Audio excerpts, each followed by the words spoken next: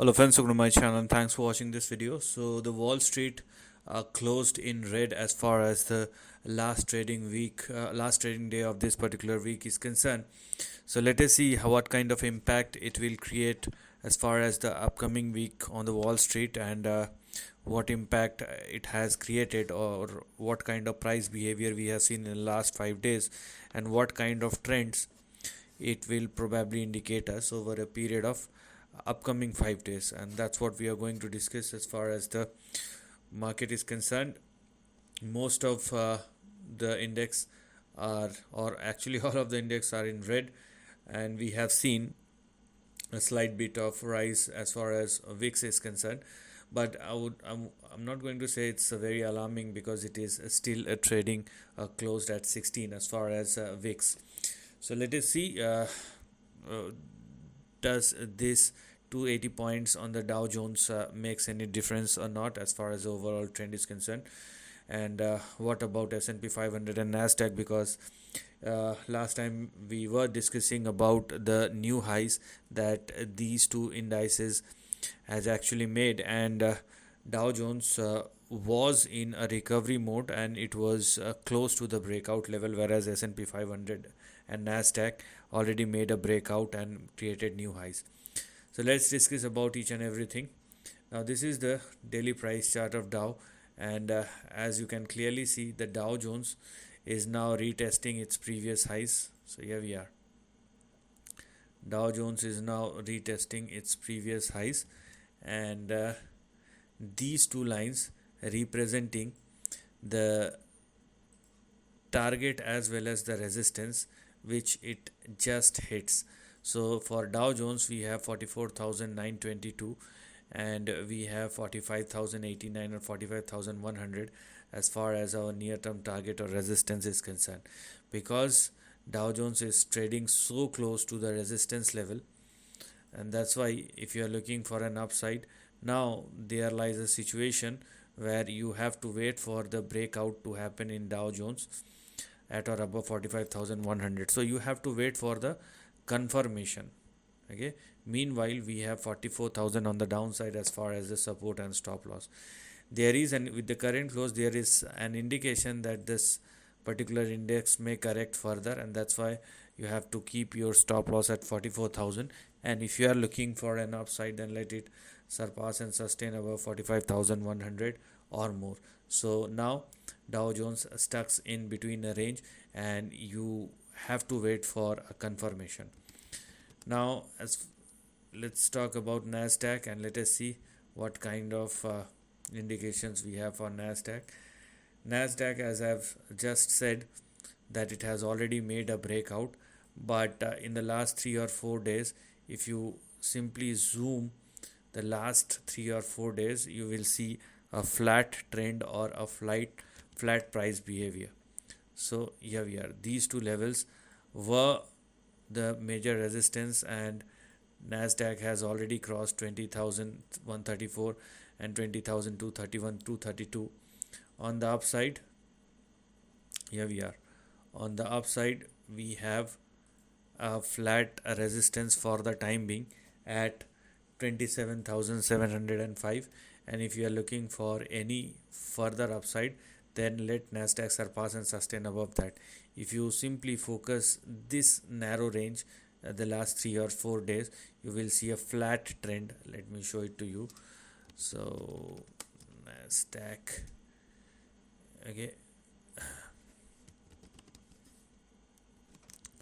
let me show it to you what I'm talking about. So this is Nasdaq composite, and if you are looking at the last 4 or 5 days, you can clearly see, although in the last 1 week it was flat, but you can clearly see in the last 3 or 4 trading session it was completely flat, and that's what I'm talking about. Okay, so here also you have to wait for the confirmation at or above 20,705. Now as far as the next or the S&P 500 index is concerned, it is saying the same kind of story. So Dow Jones hits the resistance zone. There you have to wait for the breakout to happen, whereas S&P 500 and Nasdaq has already given you a breakout, but in the last 3 or 4 trading sessions it was not going anywhere, and it looks like there is a kind of range formation which is happening. So we want further confirmation, and that's why we have to stick with the levels, and we have to wait for confirmation. So for S&P 500 we have 6150 as our support, and 6100 is going to be your stop loss. So please do not go below these two levels, otherwise downside may resume once again. And on the upside, we have our near term target or resistance in S&P 500 at 6295 or 6296. So here also you have to wait for the breakout to happen. Okay, so all three index are looking range bound, and that requires further confirmation. Now as far as there is a reason for that fact, okay, because if you are looking at the dollar index, it is showing some kind of upside, and the same kind of reaction we can clearly see as far as equity markets are concerned. Okay, now let us see what kind of price behavior we have for dollar index.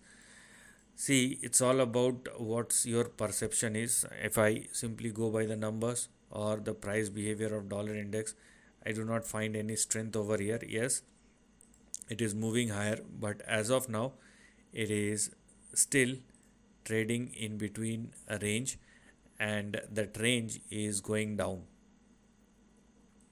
Now there is a counter trend which is going on, which may push dollar index somewhere in between. Here we are,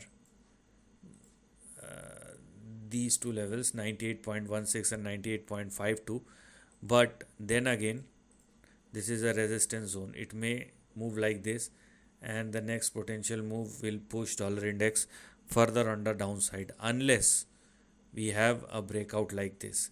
In that scenario, if you have a breakout like this, in that scenario the near term trend will change, and rather than an upside in the equity market, you will see a downside. So we have to wait and watch what will happen over here.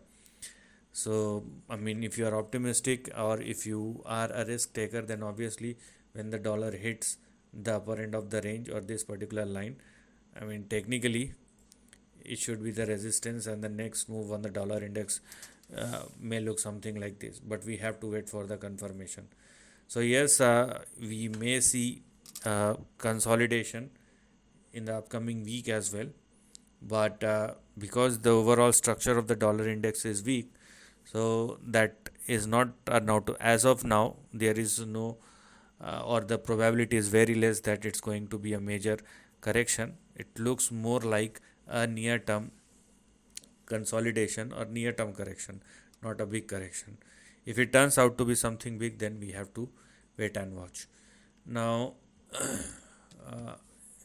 we also have to check the US 10-year yield, because it started moving higher a bit, but does it makes any difference as far as the overall trend is concerned?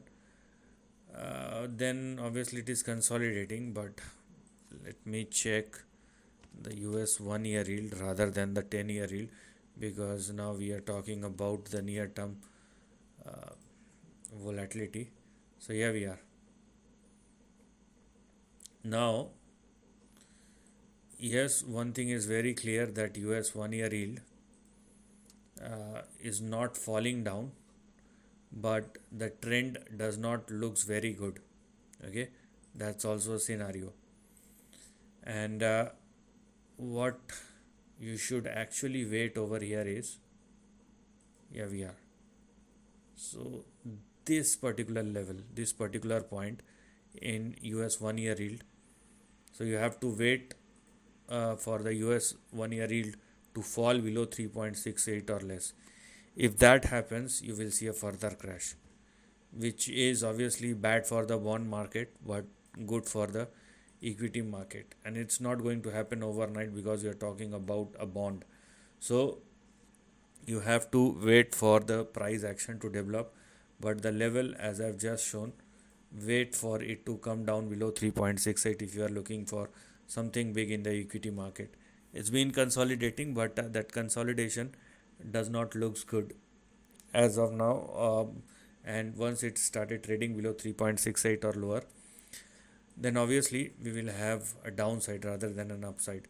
So net net, it looks like the next upcoming week may go for a little bit of correction, a short term correction, but at the end of the day, if dollar index turns out to be what we have explained or what we have seen, it means it is moving higher, but the overall trend is on the downside. So once the downside resumes, we will see an uptick in the equity market once again. But as far as the upcoming week is concerned, you have to wait for the confirmation across the index. Okay, so there is a little bit of fatigue in all the index, and if there is no fatigue, then we want new highs or further confirmation to go long as far as the overall index is concerned. Meanwhile, you just have to be in wait and watch mode. So this is the end of the video. Thanks for watching.